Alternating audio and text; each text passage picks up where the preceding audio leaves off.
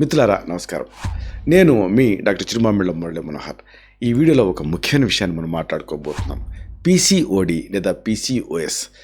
ఈ సమస్య నుంచి బయటపడటానికి ఒక చక్కటి ప్రణాళిక ఉంది. ఆహారపరంగా, జీవనశైలి పరంగా, అలాగే ఔషధాల పరంగా ఈ ముఖ్యాంశాలని మనం తెలుసుకుందాం. మెయిన్గా ఆయుర్వేద సిద్ధాంతాలను తెలుసుకుందాం. భారతీయ మహిళల్లో ఈ రోజులలో కనిపిస్తున్న అతిపెద్ద ఆరోగ్య సవాలు పీసీఓడి అనేది, లేదా పీసీఓఎస్ అని కూడా అంటారు. ఇది కేవలం గర్భాశయానికి సంబంధించినటువంటి సమస్య మాత్రమే కాదు, ఇది మొత్తం మెటబాలిజాన్ని దెబ్బతీసేటటువంటి ఒక క్లిష్టమైన స్థితి. గణాంకాల ప్రకారంగా పట్టణ ప్రాంతాల్లో దీని ప్రభావం మరీ ఎక్కువగా కనిపిస్తూ ఉంది. ప్రస్తుత ఉరుకులు పరుగుల జీవితం, జంక్ ఫుడ్ కల్చర్, సంస్కృతి ఈ సమస్యను మరింత ఎక్కువ చేస్తున్నాయి. పీసీఓడి అనేది హార్మోన్ తాలూకు అసమతులత వల్ల కలిగేటటువంటి ఒక అనారోగ్యం. దీనివల్ల క్రమం తప్పినటువంటి ఋతుక్రమం ఇబ్బంది పెడుతూ ఉంటుంది. దాని పేరే ఋతుక్రమం. అలాంటిది క్రమం తప్పుతుంది. మొటిమలు, జుట్టు రాలటం, అలాగే ఓవర్ వెయిట్, ఇలాంటి అనేక ఇబ్బందులు దీన్ని అనుబంధించి ఇబ్బంది పెడుతూ ఉంటాయి. సరైనటువంటి అవగాహన లేకపోవటం వల్ల చాలామంది దీన్ని అశ్రద్ధ చేస్తున్నారు.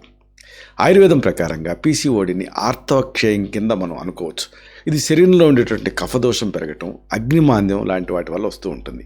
శరీరంలో ఉండేటువంటి విషతుల్యాలు అంటే ఆము అనేది పేరుకుపోయి హార్మోన్ల మార్గాన్ని అడ్డుకుంటాయి. ఈ సమస్యను దూరం చేయడానికి ఆహార నియమాలు, యోగాసనాలు, ఆయుర్వేద ఔషధాలు, అలాగే ఆహార ఔషధాలు, వీటి కలయిక అనేది అవసరం. ఇక ఈ పూర్తి వివరాల్లోకి మనం వెళ్దాం. అసలు ఈ పీసీఓడి అంటే ఏమిటి? ముందు ప్రాథమికంగా ఇది తెలుసుకోవాలి.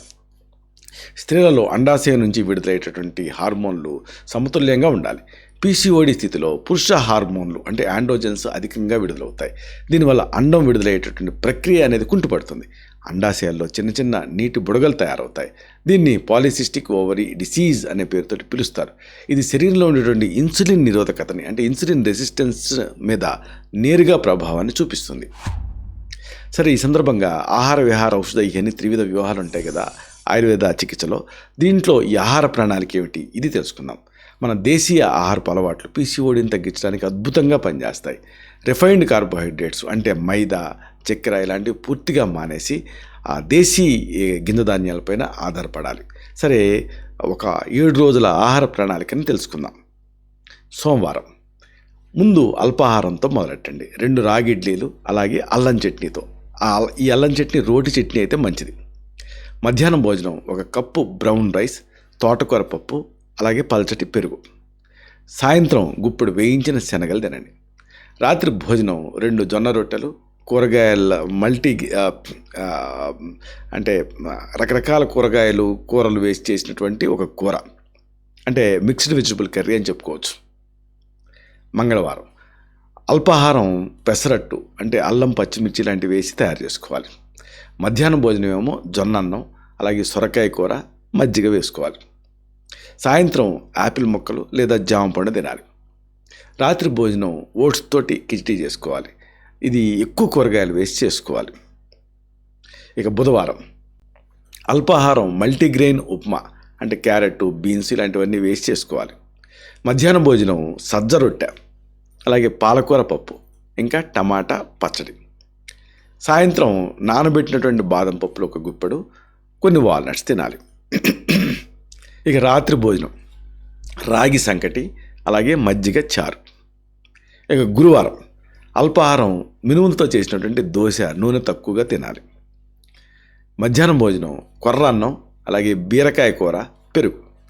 సాయంత్రం మొలకెత్తినటువంటి గింజల్ని కాస్త స్టీమ్ చేసి వీటిని స్ప్రౌట్స్ని తినాలి. రాత్రి భోజనం గోధుమ రవ్వ ఉప్మా లేదా కిచిడి తీసుకోవచ్చు. ఇక శుక్రవారం అల్పాహారంగా రాగి జావ, మజ్జిగ కలిపింది తీసుకోవాలి. మధ్యాహ్నం భోజనంగా బ్రౌన్ రైస్, అలాగే పప్పుచారు, క్యాబేజీ కూర తీసుకోవాలి. సాయంత్రం పుచ్చకాయ లేదా బొప్పాయి ముక్కలు తినాలి. రాత్రి భోజనంగా జొన్న రొట్టెలు, మెంతి కూర పప్పు తినాలి. ఇక శనివారం అల్పాహారంగా వేయించిన కూరగాయలతోటి కూడినటువంటి ఓట్స్ తినాలి.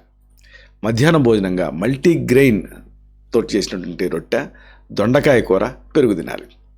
సాయంత్రం 1 గ్లాసు మజ్జిగ, వాము వేసి కాచింది తీసుకోవాలి.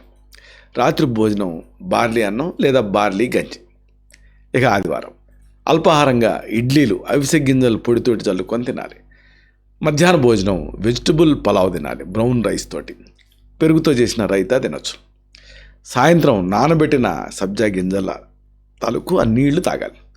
రాత్రి భోజనం తేలికపాటి వెజిటబుల్ సూపు, అలాగే 2 ఫుల్కాలు తినాలి. ఇలాగ భోజనానికి అరగంట ముందు నీళ్లు తాగాలి. అలాగే వైట్ షుగర్ మానేయాలి. బెల్లం కూడా పూర్తిగా మానేయాలి. పాలిష్ చేసినటువంటి బియ్యానికి బదులుగా పొట్టు తీయని ధాన్యం వాడాలి. పడుకోవటానికి కనీసం 2 గంటల ముందే భోజనం ముగించాలి. ఇక జీవనశైలిలో కూడా మార్పులు అవసరం. వ్యాయామం అనేది పీసీఓడి చికిత్సలో సగం పనిచేస్తుంది. ప్రతిరోజు కనీసం ఒక 30 నుంచి 40 నిమిషాల పాటు వేగంగా నడవాలి. బ్రిస్క్ వాకింగ్, యోగాసనాలు, ముఖ్యంగా సూర్య నమస్కారాలు, ధనురాసనం, భుజంగాసనం ఇలాంటివన్నీ కూడా అండాశయాల పనితీరుని మెరుగుపరుస్తాయి. నిద్ర కూడా కీలకమైన పాత్ర పోషిస్తుంది. రాత్రి 10 గంటలకల్లా నిద్రపోవటం వల్ల హార్మోన్ల సమతుల్యత అనేది కాపాడబడుతుంది. ఒత్తిడిని తగ్గించుకోవటానికి ప్రాణాయామం చేయాలి. ఇది మనస్సుని ప్రశాంతంగా ఉంచుతుంది. హార్మోన్ల హెచ్చుతగ్గుల్ని ఇది నివారిస్తుంది.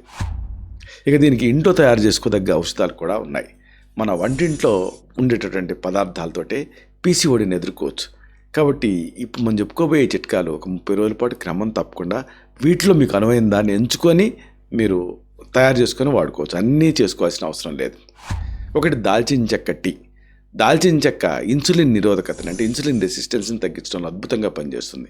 ఒక గ్లాసు నీళ్ళకి 1/2 టీ స్పూన్ దాల్చిన చెక్క పొడి వేసి మరిగించాలి. ఈ నీళ్ళను వడపోసుకొని ప్రతిరోజు ఉదయం పరగడుపున తాగాలి. రెండోది, మెంతి నీళ్లు. అంటే మెంతులు మెటబాలిజాన్ని వేగవంతం చేస్తాయి. 1 టీ స్పూన్ మెంతుల్ని రాత్రంతా నీటిలో నానబెట్టాలి. ఉదయాన్నే ఈ నీటిని తాగి ఆ మెంతుల్ని నమిలి తినాలి. ఇది బరువు తగ్గడానికి సహాయపడుతుంది. ప్రీ డయాబెటీస్లో కూడా ఉపయోగపడుతుంది. ఇలాంటిదే తులసి అల్లం కషాయం.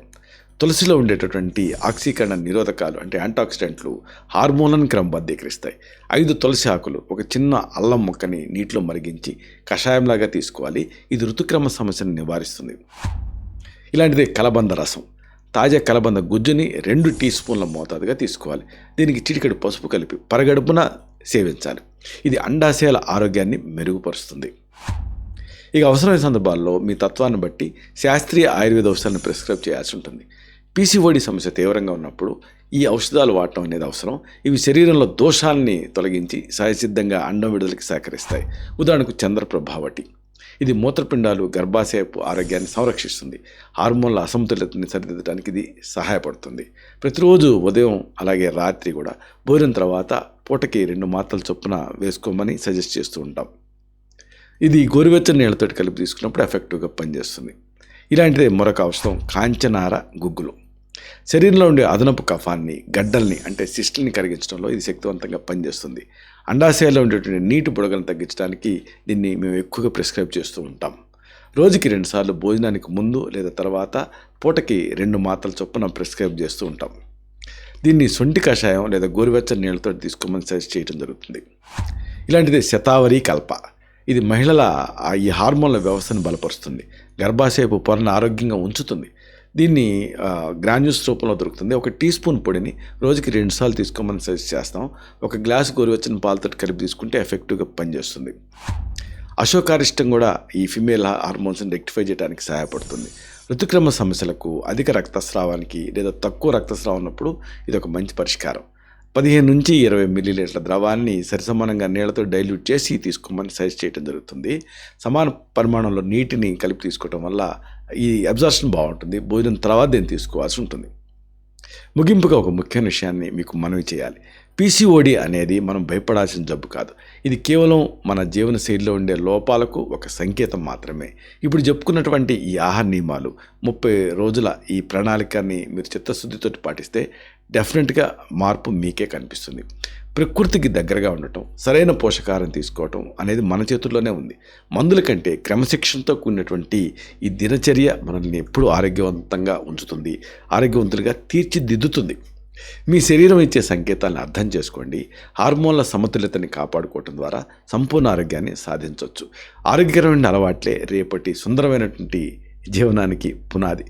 శతం జీవ శరదో వర్ధమానః, శతం హేమంతాన్ శతం వసంతాన్. 100 శరత్తులు, 100 హేమంతాలు, 100 వసంతాలు వర్ధిల్లుతూ జీవించండి. Stay healthy, stay happy, be positive, keep smiling. Love you all. శుభం.